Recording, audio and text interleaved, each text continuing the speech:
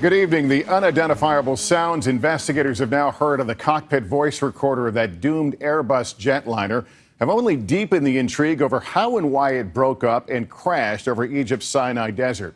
Whatever it was scattered the wreckage for miles and killed 224 people aboard a kind of plane millions of us have traveled on.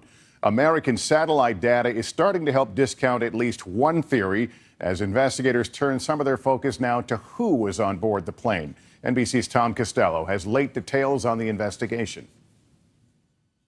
New video from the crash site in the Sinai tonight as U.S. intelligence sources say none of the passengers or crew members on the plane's manifest were on any U.S. terrorism database. U.S. satellites did detect an infrared flash heat signature at the same time and altitude as the plane's last known location, but there's no evidence of a missile strike.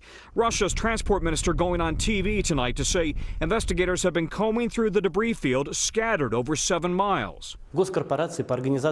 Our experts have already examined the crash site and the state of the flight data recorders. Russia's Interfax news agency reports those recorders in the cockpit captured sounds uncharacteristic of a standard flight just before the plane disappeared from radar.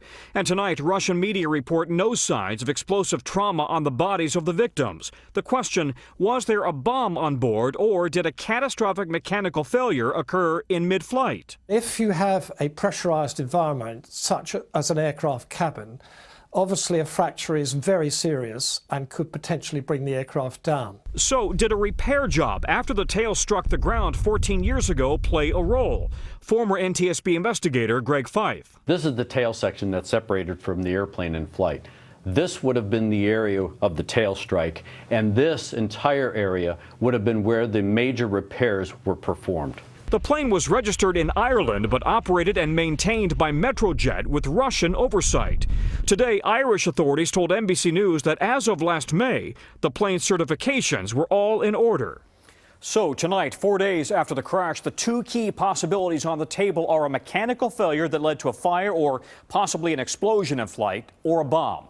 Security teams are now reviewing the procedures at the airports in Cairo and Sharm el-Sheikh. Russia and Egypt both have a lot to lose if investigators determine that terrorism played a role here. Lester? All right, Tom Costello. Hey, NBC News fans, thanks for checking out our YouTube channel. Subscribe by clicking on that button down here, and then click on any of the videos over here to watch the latest interviews, show highlights, and digital exclusives. Thanks for watching.